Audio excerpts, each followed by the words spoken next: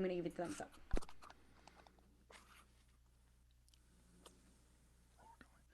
Oh, hello, Wisecrack. Welcome to Show Me the Meaning, the Wisecrack movie podcast. I am Michael, and today I am joined by Austin and Tommy. What up?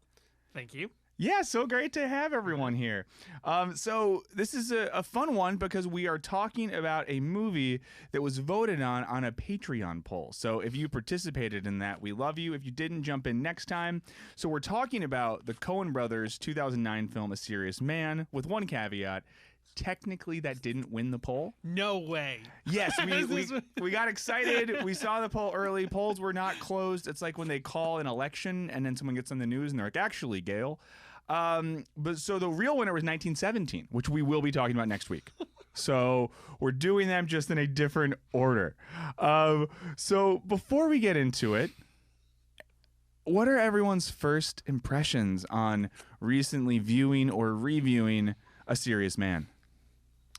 Tommy, jump in there. Sure. Yeah. I mean, for myself, I guess when I first saw this movie, I didn't really quite know what I was getting into. Usually the Coens are sort of in two different modes, typically. There's like drama Coens, the Fargo's mode, No Country for Old Men, that kind of mode. And then there's like their more bizarre and sort of playful comedy side, sort of The Big Lebowski and in those type of movies, Raising Arizona, for instance.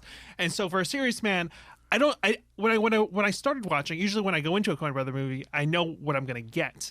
I know what I'm going into. And I remember going into A Serious Man opening night and the whole audience there, and then the parable started. And you could just hear like the collective sigh of, what the hell are we watching here? and I don't think that feeling ever went away because the movie is so sort of tonally strange. Yeah. And revisiting it again, I was just sort of struck by just how strange the movie is and how mean-spirited it is. And I kind of love it.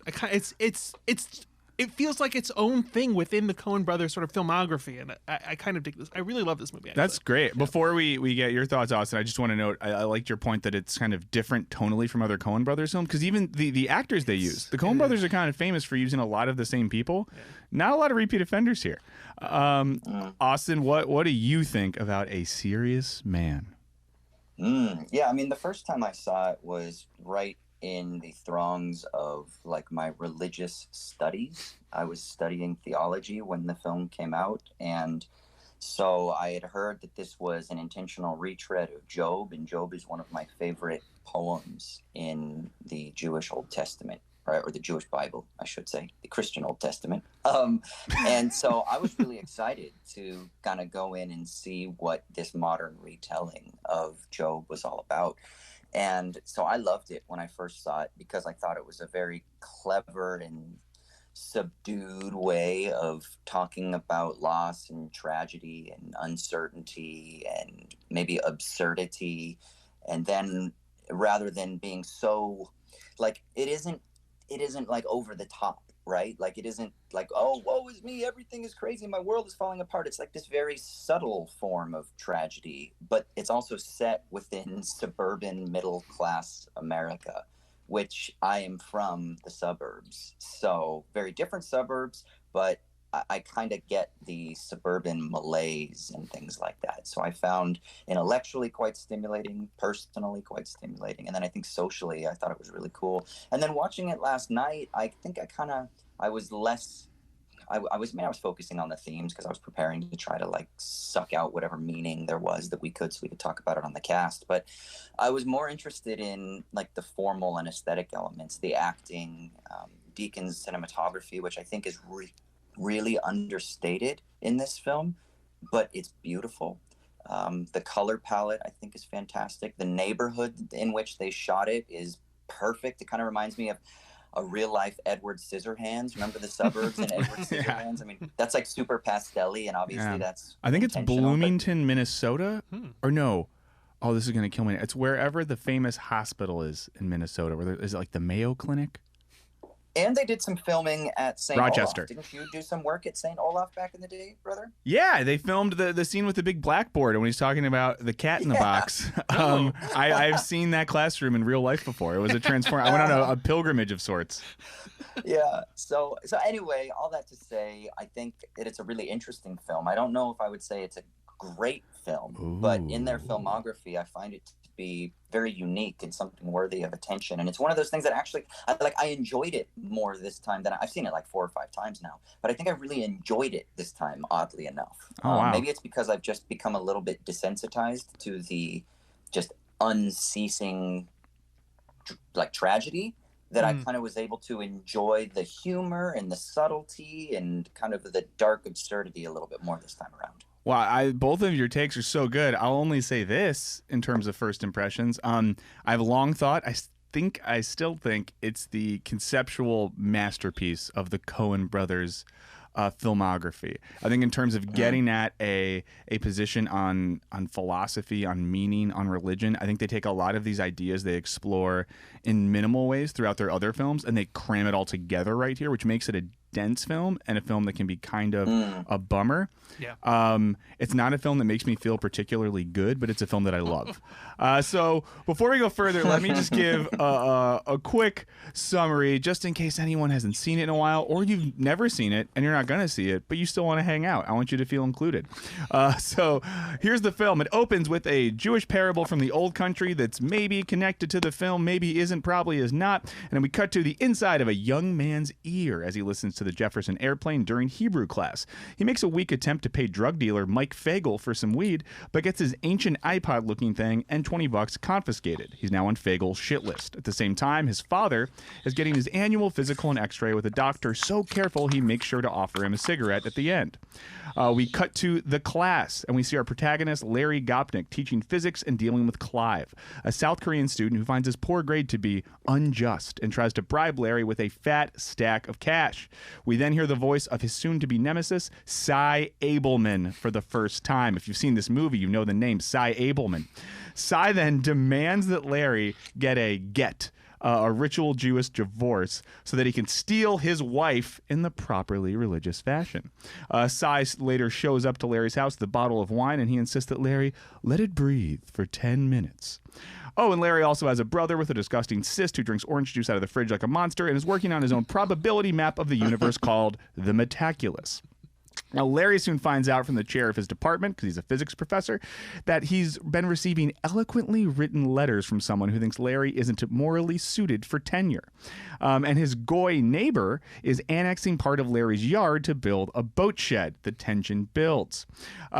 In a moment where he's feeling very stressed, doesn't know why this is all is happening in his life, he gets the advice to seek out advice from rabbis. So we see him go on a quest and talks to 3 different rabbis and tries to talk to 3, talks to 2, gets life-changing advice like change your perspective, look at the parking lot, and here's a weird story about a goy's teeth that ultimately means nothing. We then get a cosmic coincidence, double car crash, Larry rear-ends someone, and Cy Abelman dies. And Larry ends up paying for the funeral of the man that was mid-stealing his wife. Yikes. After the funeral, things get worse. The cops show up to warn them that Uncle Arthur, Larry's brother, is gambling. It gets worse than gambling, folks. Then Larry has a pretty rad hang session with his neighbor, Miss Samsky, where they drink iced tea, smoke weed, and vibe out to some psychedelic tunes. But the vibe is broken by Uncle Arthur when the cops show up and arrest him for solicitation and sodomy in North Dakota. We finally get a glimpse of the famed Rabbi Marshak, but he's busy thinking and won't talk to Larry. Cut to a thank God it's a dream sequence where Larry tries to help his brother escape to Canada and they are hunted by their goy neighbors. He wakes up and finally it's the day of Danny's bar mitzvah. And Danny is ripped off the marijuana but somehow manages to get through his Torah portion with the help of a rabbi. He then gets a one-on-one with the famed Rabbi Marshak, and his life-changing wisdom is some song lyrics and the command to be a good boy. Things are going pretty good. Larry gets a heads up that he's going to get tenure, and Danny gets his ancient iPod back, so it seems like everything is good. But then Larry gets a $3,000 lawyer bill. He changes Clive's failing grade to use his bribe money to cover it. The second he changes the grade, the phone rings. It's his doctor. He wants to talk about his chest x-ray. He needs to be there in person. We assume it's cancer. Meanwhile, at Danny's school, a tornado is on the way. The kids get stuck outside on their way to the basement of the synagogue. Presumably, Larry is going to die, and Danny and his classmates probably die too. The end. That's the film. Now, I'm excited to get into this feel-good story. But before we do, we're going to talk about something that actually makes me feel good. Do we have sponsors for this podcast that enable us to do this, and we're excited about them, and I want to tell you about them. So first, I don't know if either of you, Austin and Tommy, are trying to make 2020 a year to remember, where you learn some new things. I mean, who isn't? Exactly. When we're still in January, so I think we're still giving ourselves that mulligan month of like, as long as we do a new habit by the end of January, it's real. Yep. There's always time. Always time. And this is why I think Skillshare is awesome. It's an online learning community where millions of curious minds come together to continue their own creative journeys. With thousands of classes and topics ranging from graphic design to photography to web development to crafts. I don't know if we have physics. I can check. Because I am trying to really work on being a better writer in 2020. Writing more. I know it's something all of us do. Ditto. Yeah, I'm checking out this course called Creative Writing for All, a 10-day journaling challenge by Emily Gould, a writer that I've loved for years, and she's a good Twitter follow. And it's cool. Like, journaling might not sound like a hip or cool thing, but it's a way of just getting you to write a little bit every day and get those juices flowing. Now, one of the best parts about Skillshare is that it's really affordable, especially compared to taking a class in person. You can get an annual subscription for less than $10 a month, and you can get 2 months of free premium membership right now by going to Skillshare.com/Wisecrack. So guys, why not come along with me? Learn something new in 2020. It makes more sense than the gym membership you're going to use 3 times. And they won't let you out of the contract. And you're just going to feel bad about yourself. Even if you fail at this, no one will know. So go to Skillshare.com/Wisecrack today and start your free 2-month premium membership. Now, learning skills is good. You know what else I like? I like health. A theme of this movie is going to the doctor to get checked out. It's awkward for Larry. What if you didn't have to go to the doctor? What if you used Let's Get Checked, which is an accredited at-home testing service with the mission to make health screening open and patient-led. Now, there's some stuff that we go to the doctor for we feel comfortable with. Oh, I have a cold. My arm hurts. You know what I don't want to go to the doctor and say? I think I might have an STD. Now, many of them are asymptomatic, and 51% of people, that's more than half, don't get tested because they don't want to bring up sex or STDs with their healthcare provider. Okay, over 1 in 2 Americans will contract an STD at some point in their lifetimes. There's 3 of us on this podcast. Do the math. So, use Let's Get Checked. You can get tested for STDs. You can get tested for your testosterone levels. Maybe you're worried that you've been eating pizza and feeling bad, so you get your gluten allergy test. It's easy. Go online, order your kit. It's going to come in a discreet package. You activate it, follow the instructions. You send your sample back with a prepaid label, and they have a team of physicians that are going to review your results. Nursing team ready to talk to you about it. And if you need drugs, I hope you don't. I hope you're good. They'll set you up with that. And you can get your own Let's Get Checked kit today by using the link in the description of our show. When you use the promo code SHOWME at checkout, you will get 40% off your entire order. 40%. Okay? So I want you to go. I want you to go to Let's Get Checked. I want you to get involved. I want you to sign up for an account. I want you to use the code SHOWME, and I want you to be healthy. Is that okay that I want that for our listeners? Be healthy. Listen, it's important, okay? Now I know I said that and it sounded sarcastic, but I'm serious. Be healthy. Be healthy. Learn stuff with Skillshare. Get tested. Well, Let's Get Checked. And now, back to a serious man. So, there's a lot to unpack here. Does anyone have something that they want to get started with? I mean, you did say that you were unsure if the folklore or the folktale at the beginning relates to the rest of the film. So maybe we can talk a little bit about that. Yeah, let's start with that a little bit. I mean, I think that it does absolutely connect to the rest of the film. I know that the Coen brothers, they wanted to attach some sort of Yiddish folktale to the film, and so they couldn't find one that fit, so they wrote their own, which I think is kind of rad. But yes. I think that the fact that the Rebbe, his picture is on the wall when Larry goes to try to talk to Marshak. If you look over his shoulder, there's a picture of how do you say it? Dybbuk? The Dybbuk? Yeah. The Dybbuk. That there's a picture of him over Larry's shoulder, which means that there's a type of lineage, obviously, in the Aaronic and Levitical priesthood. But so there's a type of tradition that's connected to, and a type of history. And so I think that that's kind of an intentional way of connecting the history, if you will, of what we're seeing in A Serious Man in the late 60s to the kind of previous past folklores that have characterized, or that have narrativized, if you will, the Jewish tradition. You know? Yeah, no, I totally. For me, that prologue it definitely functions that way, and I never noticed the picture behind the person. But to me, it sort of thematically serves as sort of a parable for the film itself and what's to follow. So in this parable, you have these two people who are sort of confronted with someone who may be a Dybbuk, a spirit, or who may not be. He may just be a rabbi. And so it's how do we perceive the events that happen to us? This guy, his husband, he's in a storm. His cart breaks. Oh my God, a miracle. There's this rabbi nearby. He saves me. The wife perceives it as, this horrific event. You have been visited by an evil spirit. It's how do we perceive the misfortune or the fortunes that happen around us. And to me, that's what the movie's about. And that's what this parable is sort of setting up for us. I like it. I agree. But yeah, I think it relates in that general way. I think if you're looking for a sort of like one-to-one... and I think the first time I saw it, that was my sense, because I think I not overestimated. I took it a little too literally and thought the Coens are showing me this because there's a secret. And I need to find the secret in the parable to make sense of the movie.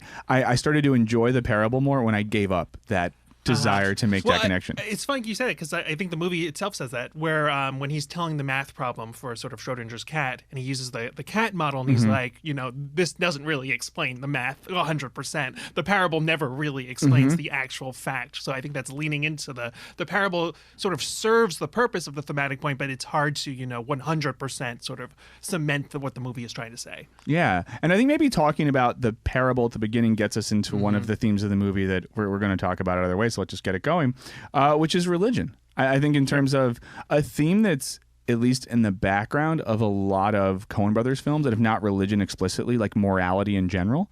Yeah.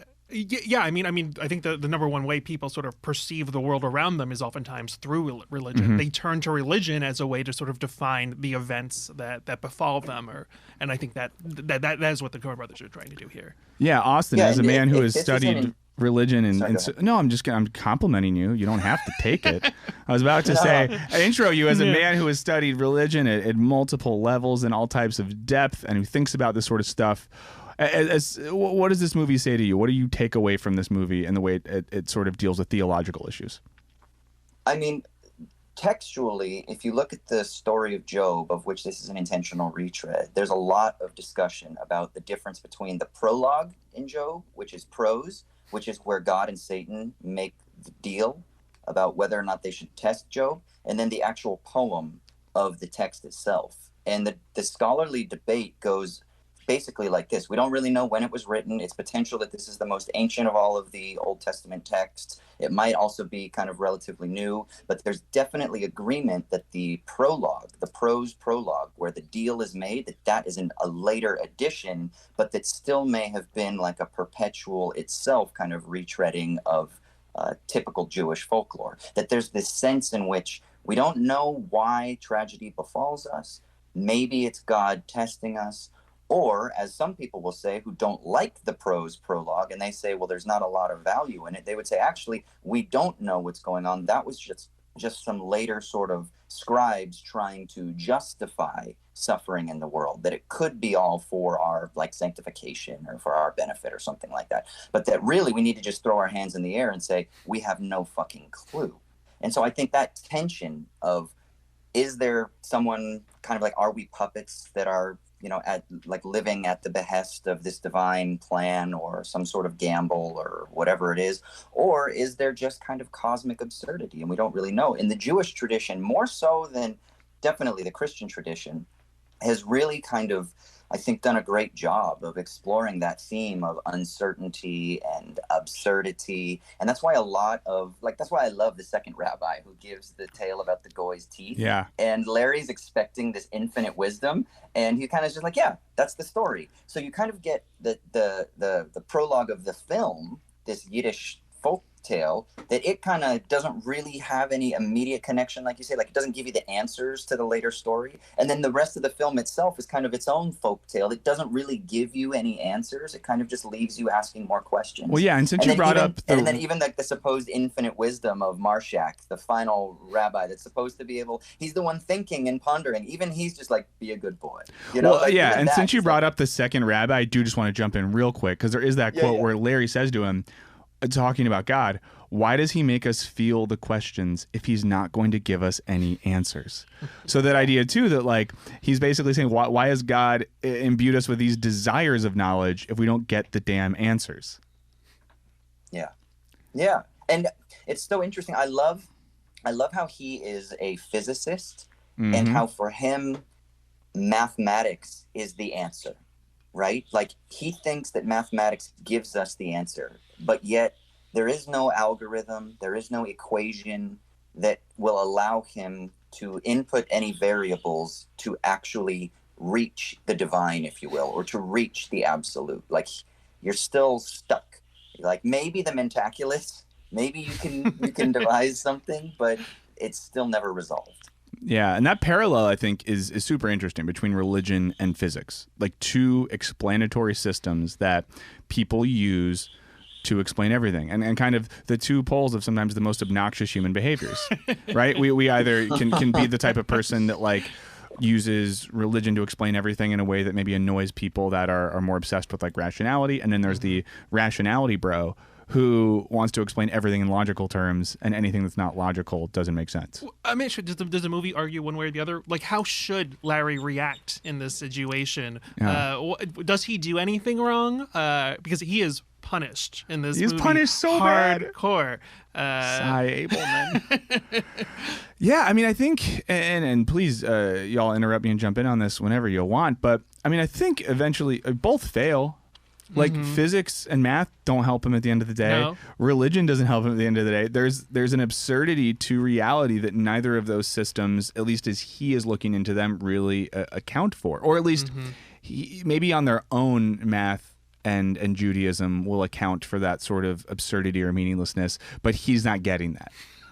and I do think. Go ahead, Austin. I was going to say there is something amazing too in like the Kabbalistic tradition, and they kind of talk about it, right? Where like certain characters in Hebrew correspond to certain numbers, right?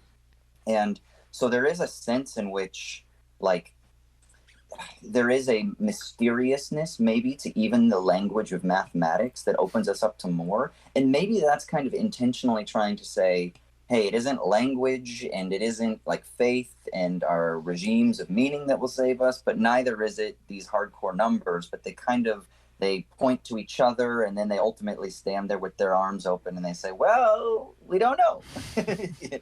Yeah, to me, this is a guy who thinks that if he does the right things, he's going to be rewarded for that, and so he's not rewarded for it, and he can't figure out why, what he's doing wrong. And I think the answer for me, at least, watching this movie, watching it again, the answer is there is no reason why anything bad happens to Larry. There is no answers to be found in this movie. The storm that happens at the end, it's going to happen anyway, even if he changes the grade or not. He's always going to be sick at the end, potentially going to die at the end of this movie, and questioning that doesn't do you any good. I mean, Larry is sort of a man of inaction in this movie. He doesn't do anything, and he's always having all these dreams about what he should be doing. He should be helping his brother go to Canada. He should be, screwing the neighbor. But then every time in his dream, he's sort of punished. He punishes himself for it. His Alan gets shot in the head. He gets boarded up in the dream when he's having sex with the neighbor. And so there's this thought of, I can't do these things because they're bad, they're wrong, or it'll cause destruction. But it doesn't matter because he doesn't do anything, and it causes his destruction anyway. So I guess it's a question of how to be moral, or is it even worth being moral in a universe that is governed by sort of chaos and nothingness? Yeah, 100%. I think that that theme of inaction is so crucial. And I think that's, it's two different ways to think about religion in this film as it's interpreted. Is religion a set of systems that constrain behavior, or is it a way of belief that enables action, choice, subjectivity, and freedom? And he is clearly gone on the former side of that. And that's why, in a weird way, I think there's some wisdom to the second rabbi, Rabbi Nachner, who kind of comes off as an idiot in the context of the film. But like, maybe on rewatch, he's smarter than we give him credit for. It's almost like his inaction is caused by his sort of his religious background, that he doesn't think he can do these things because then he'll be punished by God. Yeah. And that's why I think the parallel, you brought this up with the tornado at the end, is so important, because it's one movie if he changes Clive's grade and then immediately, presumably gets cancer or whatever. But Danny didn't really do anything. If anything, he passed his Torah portion like a good boy, and him and his friends, including famed drug dealer Mike Fagel, are about to get tornadoed up. and I think there's this interesting parallel too, where for Larry, Judaism is taken very seriously. He's pursuing rabbinic wisdom. Danny, on the other hand, how does he learn his Torah portion? He listens to a record. He doesn't learn how to read Hebrew. He performs the religious act. Weed while he's actually getting, while he's in his bar mitzvah. Yeah, but for him, it's like a performative ritual that you got to do. Whereas for Larry, he's really looking to this to provide guidance for his life. But he still thinks that he's going to be rewarded for being religious. Like, he thinks that if he's, if he does the right things, everything should come to him naturally. And so, I think that's what sort of sets him off on sort of his existential crisis, is that he's like, I'm a serious man. I've done everything right. Why am I being punished by this God if I've done everything right? Well, you know what's great? In that speech, you know what he says? He starts to say, I'm a serious man, and then he stops himself and he says, I try to be a serious man. And I think that there's something so lovely about that effort, right? Like, can you do enough to earn the favor of God? Or does it not fucking matter? And this goes to the heart of one of the central concerns about like legalism and religion. Like, do you do things theurgically, where you do certain practices, like sacramental practices, so that you can please the gods and appease whatever the whims are, so that your crops will be bountiful, or so that you can get out of exile, for example, in ancient Jewish thought, right? And so it's, what can you do in order to kind of please the gods? And then, of course, there are other people in the rabbinic tradition that are like, no, you misunderstand. It's not how you can earn it or appease the gods or kind of mitigate uncertainty. It's about kind of remaining faithful to the call, or to what is just, or to what is right, which is maybe more the existential kind of reading of it. Yeah, that's legit. So let's, while we're kind of finishing up talking about religion and math stuff, let's talk about the Mentaculus. It's interesting. If you take that out of the movie, all the themes we're talking about still stand. But the fact that his clearly a little bit weird brother Arthur has this psychotic looking notebook, to be blunt. Well, if I was sitting next to someone on like the bus and I saw them doing that, I'd be like, oh, I want to get off. But he has this thing called the Mentaculus, which does something because he wins money gambling, and he gives to Danny, that I'm sure Danny gives to another local narcotics dealer. But what do we think the Mentaculus means, or what are they trying to get us to think about with that? I mean, isn't it like that like he's the holy fool, that he's the one who's like possessed, right, by some other type of spirit. He's the one who doesn't believe in like the mathematical rational algorithms of physics, but he also doesn't fit culturally in the world. He's kind of this outsider, right? And so his calculations, they might seem crazy from both of those poles, but Larry at least thinks, well, is there wisdom in this? Is there something in this? Is there a divine mystery here that I might be able to find the answers to? And then they never pursue it, really. Like, they don't really like wrap it up, and you don't really know, like, was the Mentaculus just nonsense, or was it something that was useful? Or like, how is this guy winning all this money gambling, and he loves cards, and his life falls apart when he is not able to do it anymore, and he gets in trouble and shit? And so we don't really know, but I feel like that's it, is that it's kind of like this foolishness, this holy foolishness that is beyond typical human comprehension. Yeah, also I think like the Richard Kind character sort of serves as a nice sort of counterbalance to sort of Larry, the Michael Stuhlbarg character, because I mean Michael Stuhlbarg is constantly questioning, why is this all happening to me? All the worst things are happening, and then I think in the most sort of powerful and emotional scene, you have the brother being like, "I wish I had your life," basically. He tells him by the pool, "You have it so much easier than I do," and I think that the perception of trauma in your life and all the circumstances that befall you really plays into that sort of interaction. Definitely. And I think there's that interesting scene where the Richard Kind character, Uncle Arthur, is by the lake.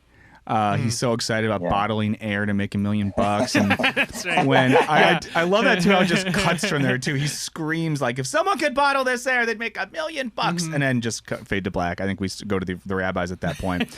But hearing Larry describe him to his friend with the leg braces, clearly a shout out to Forrest Gump. The Coen brothers famously said it's their favorite movie. Everything they do is an ode to. No, they've never said that, nor would they. But talking about him and kind of saying he tries, he goes to mixers at Hillel House, he's doing his best, but it doesn't fit in with this world. And I think Austin, that holy fool references, that's good. That's real good. I mean, there's something interesting too that I don't think it's such a small little scene and such a small moment, and the character is so understated. But the woman that he's talking with at the lake that Larry's talking with, she never comes back again, right? No.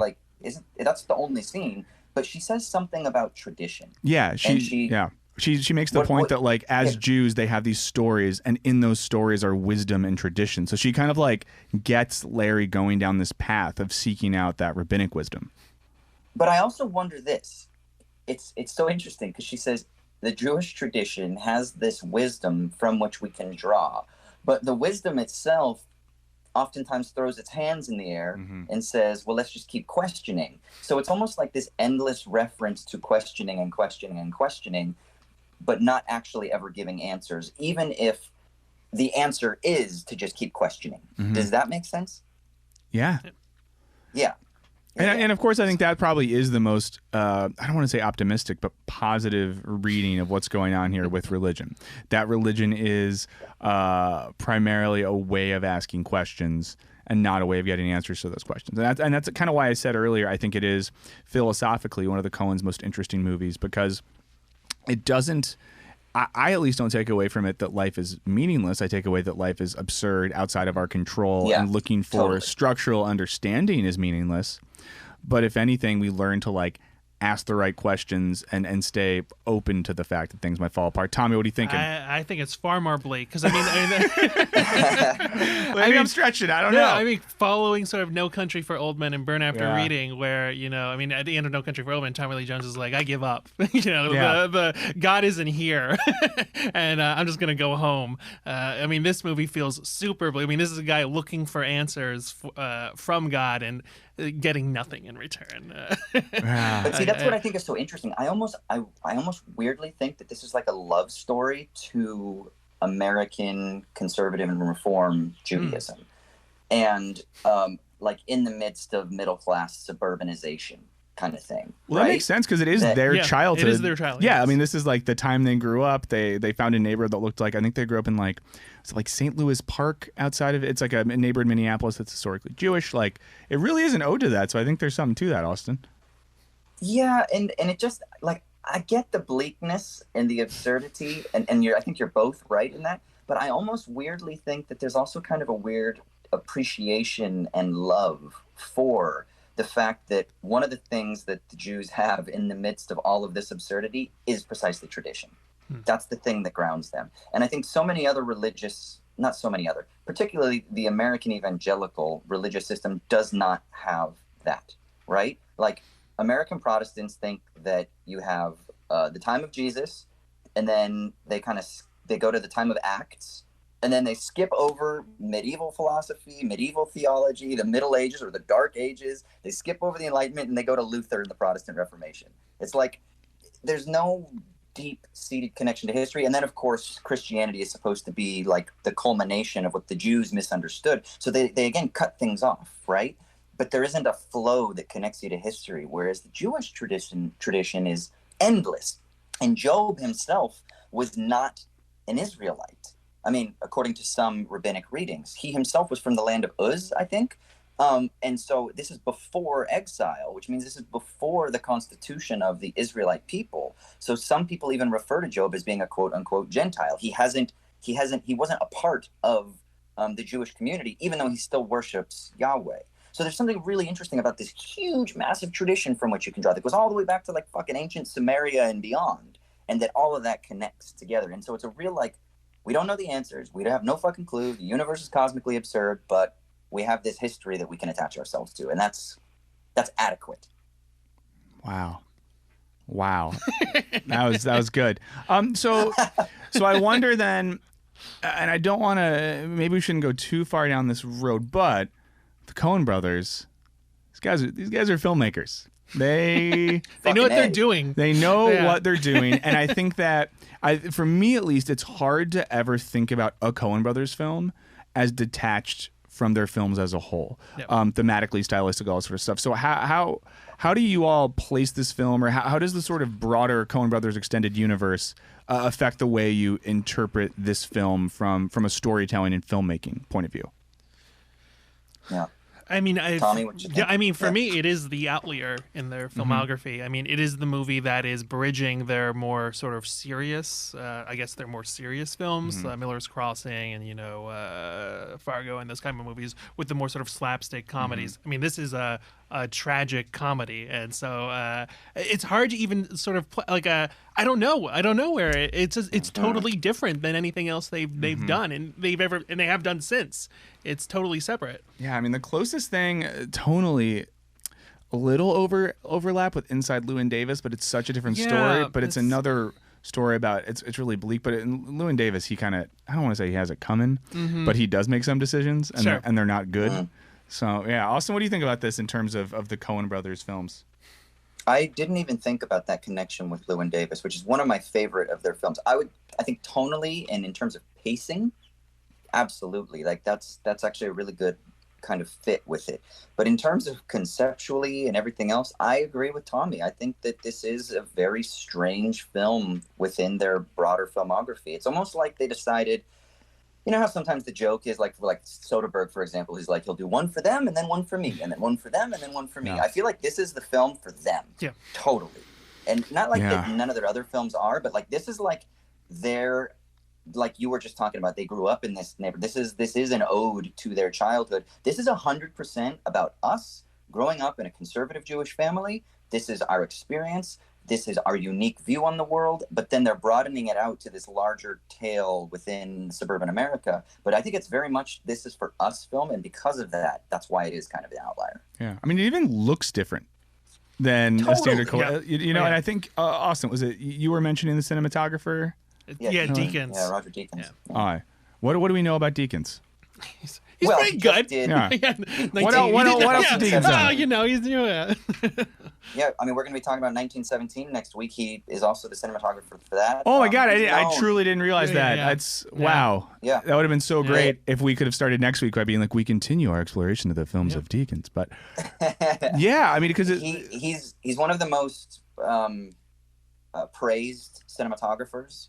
But this film is so strange because, like 1917, we don't want to talk about it too much, but it's shot like supposed to be a single take, and it's beautiful and epic in scope, and you can tell that it's like an art piece, a cinematic, visual, moving image art piece. Which is the vibe you get from like this. Yeah, but he makes the Minneapolis suburbs have this intensity to them.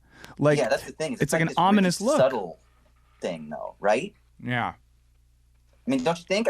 It's almost like the subtleness hits you constantly, so then it becomes more dramatic, but it's so understated. And I think that's what's so beautiful about it. And then I think people don't realize how hard it is to do that. Like, you don't just stick a camera at it, Like, it's not a filter you add after the fact on an app you get? Yeah, that's the problem, is everybody thinks they're a fucking photo editor now because of the filters, the Instagram filters. You can't get like a Deakins-style film just from the filters, people. But it is so, and you can't just fix it in post, man. Other curious filmmaking question for y'all. Does it mean anything that it's a cast of people they hadn't used before, and including the children weren't even actors. They did like these open auditions in the Midwest, so these weren't people they were pulling from the Hollywood system. So. Yeah, I mean, most people in the movie weren't very well known when they made the movie, and I feel like that's a deliberate choice. Because I feel like, when you cast Brad Pitt or you cast George Clooney, there's baggage there, and it's you're watching. Oh, it's George Clooney doing this movie. In this movie, Michael Stuhlbarg wasn't particularly well known at the time, and so I think there's a level of I put myself into that movie. I can project myself onto this everyman, and it allows sort of the viewers to sort of be in his mindset. Because I think like Richard Kind is probably when I first saw this, the most famous person in the movie, probably. Yeah. And shouts to Richard Kind. He's great. He's rarely the most famous person in a project, but I think you're right. And I think there's like a distance too where you make this point really well. If I'm watching Brad Pitt in something, we can go pretty deep and dark, but it's still Brad Pitt. Yeah. When you don't know the actor, there's just a realness to it. And I think you get this emotional connection to them like as a real person because you've never like you have no baggage. The kid who plays Danny, I've never seen him before. I've never seen him since. That's who you are to me. Yeah. Sorry. If you're listening to this, I hope it's going well. You're probably so much more successful than me, but but I think there's something interesting because the Coen brothers, you go through their films, they're double dipping all the time. We got a lot of Brolin. We're using Clooney multiple times. I mean, they like this. Goodman, Jesus. I won't go down the list. I think with such a sort of simple story, there aren't a lot of like moves or dramatic beats in this that are like, oh my God, what just happened? I think it's good that it doesn't have that sort of big name personality in the movie. It allows itself to be more grounded a little bit. But doesn't it also make Larry's character weaker? Like you were saying, if it's Brad Pitt or George Clooney, we infuse the star power into them, and you're like, no matter how much you beat up Brad Pitt, he's still fucking gorgeous and built and whatever else and successful. Same with George Clooney, right? Whereas this guy, he can really play the character of the schlemiel, which is what he's doing. This ineffectual kind of pushed around, someone who's just pulverized through the mundanity of the world, and then of course through the tragedies that befall him. And then you're like, oh fuck, man, he really is getting beaten. And his subtle emotional breakdown, where he doesn't have one of the moments like his brother does where he's running around screaming, even though you think that he could, he kind of still has a power and a strength through it all, even though he's broken, in the sense that he doesn't let himself just completely crumble, maybe until the end, which is where it cuts out and we don't get to see the breakdown, but maybe that's it. You know? And just to reward repeat listeners and tie in a little bit, I mean, this is something we saw when we talked about Uncut Gems, the use of actors who it was their first role, or they were unknowns, or they were just non-professional actors. It really adds something to the depth of that world and makes the performances more compelling. So fun theme. Okay, before we sort of transition out of this formal discussion, what meat is left on the bone? Anything that y'all have wanted to say, thoughts we still have? I want to make sure everyone leaves today feeling like they left it all out on the field. That's a sports reference as a bunch of athletes.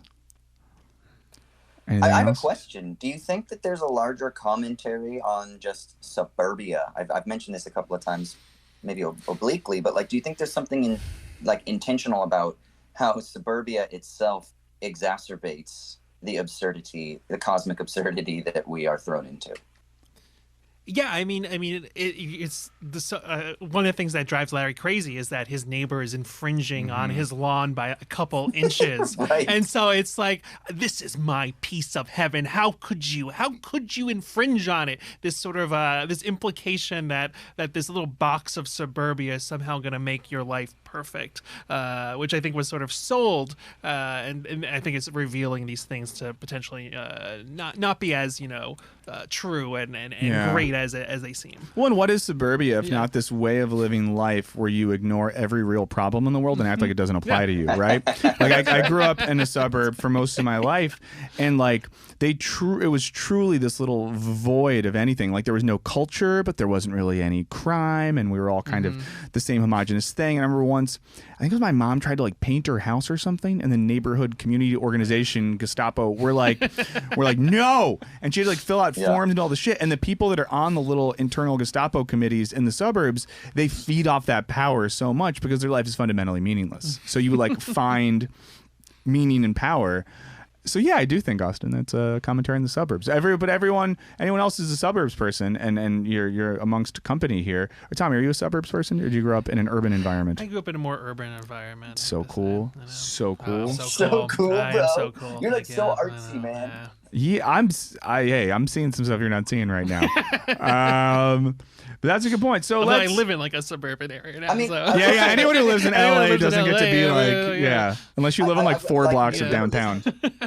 If you ever listen to like pop punk music is the music that emerged out of disaffected white boys that are suburban, right? Like, because it's all about the girl who, like, the problems that they have. It's not political, it's not social. Pop punk is all about like the girl or your friends or getting out of the town. That's the big thing, right? Less than Jake. Like, I swear it's the last time we're going to get out of this fucking town, right? That's it. It's Floridians and Californians and New Yorkers and whoever it is, all the suburban pop punk bands, it's all about like getting out of the town. And for me, as a boy that grew up in the suburbs of Los Angeles, Los Angeles was like the place of truth, the place of reality. Like I was in a pop punk band, and our first EP, 17 years old, was called Life in the Bubble. Guys, if you can find this online, we will pay you. So track down a copy. We will pay you. So this is on the record, $1,000 from Wisecrack's special bank account. And the idea was if we could get out of, we even had a street marked on the 5 freeway. It's called Culver, which is in fucking Irvine, by the way, which is not even Los Angeles, but that's how South Orange County we were. We thought that if we could get on the freeway and drive north, once we got to Culver, then like the celestial city of the urban environment where depth and culture it's like and real the most sad Bruce Springsteen song I've ever heard. No, but you know what? I think the greater point you're making is that clearly Danny grows up to be a part of the burgeoning Minneapolis music scene in the 80s. You have like the Replacements and Husker Du and some of those other like early punk bands. So really, this is a love letter to the foundational elements of the Minneapolis music scene. Hallelujah. Yeah. Well, that's great.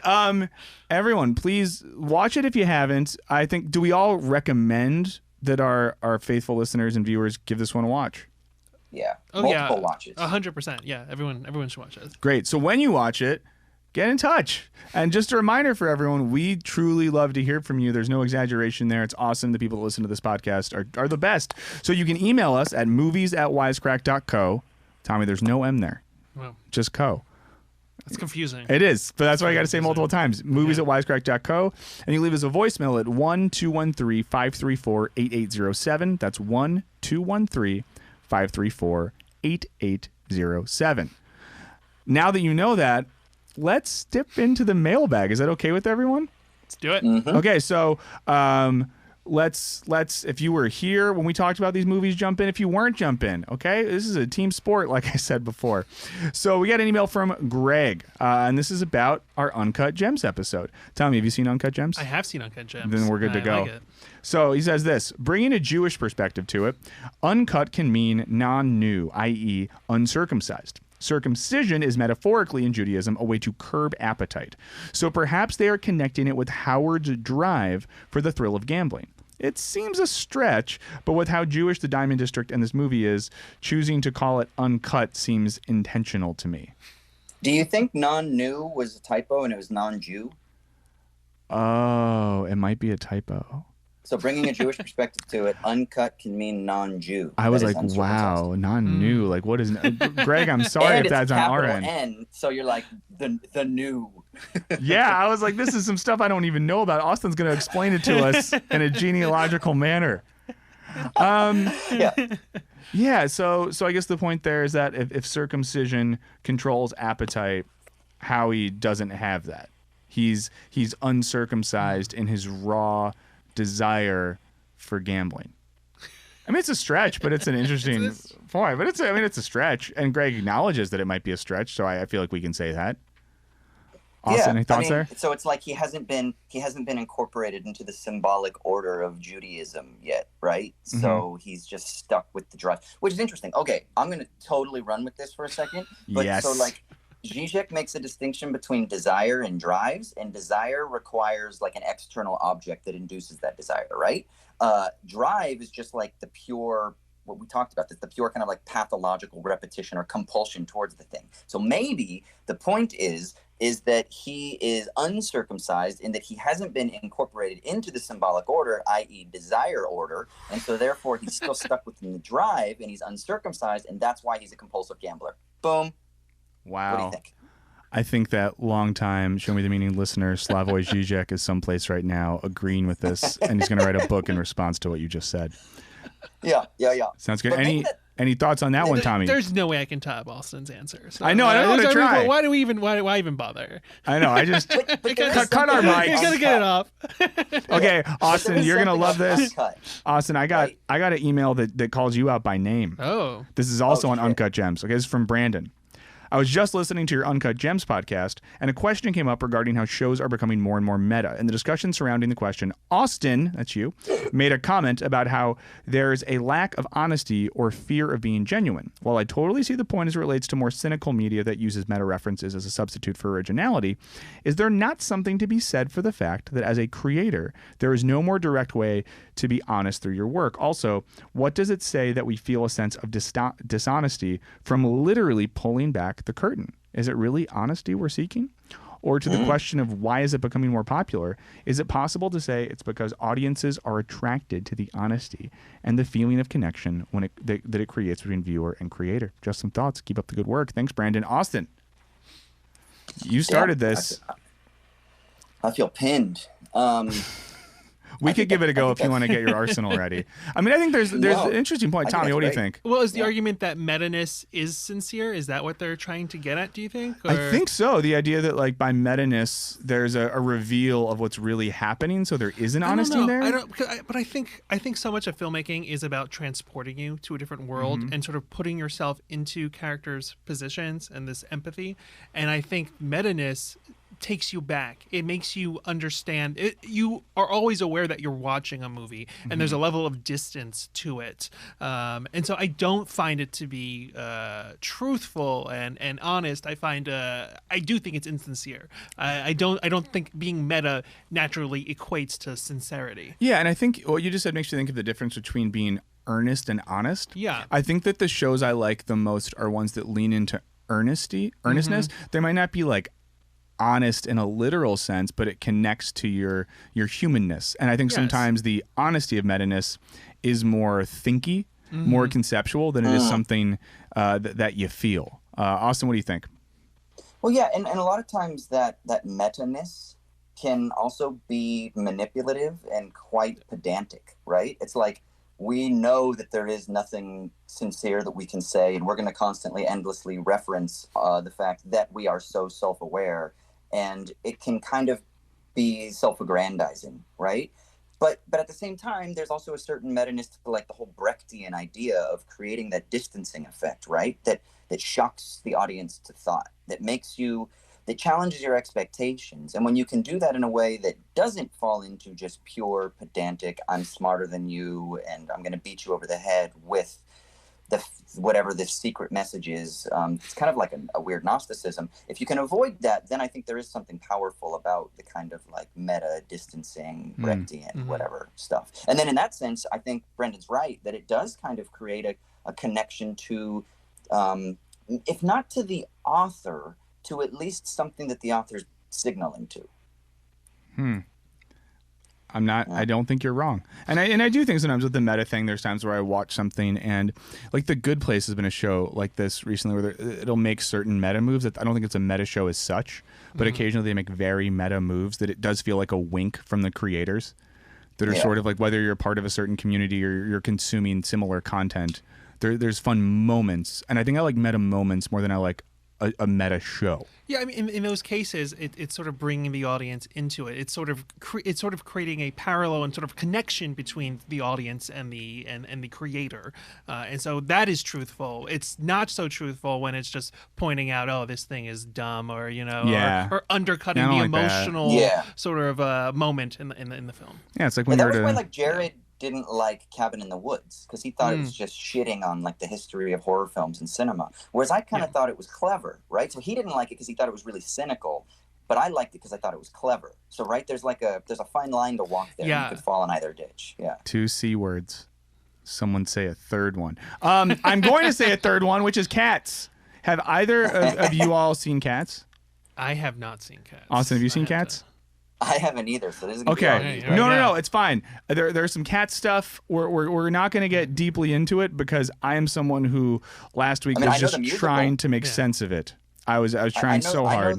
know the live musical as a musical theater brat, so I've seen that and I've listened to the soundtrack a billion times, but I did not see the Hooper film. I'll leave it at this right now. Max asks a really interesting and detailed question about Cats. We might have to get to it another time whenever we all make sense of what Cats really means, because that was a lot. I would suggest that neither of you watch Cats. Watch A Serious Man again, but maybe don't watch Cats. I'm going to ask both of you. This is unfair because I didn't tell you this was coming, but you have to answer quickly because this is live radio, baby, and we got to be quick. Favorite Coen Brothers movie? Oof. Miller's Crossing and Raising Arizona. Cool. I said one. You took two. I respect the 'cause fact that you do what you want. Yeah, I'm good. I like it. One is drama, one is a comedy. There Okay, you go. Austin, favorite Coen Brothers movie, and you can get two if you want. Because I did it. Yeah. Big Lebowski, and then I love Llewyn Davis too, but Big Lebowski, 100%. Wow. That's great. It was fun to hear that.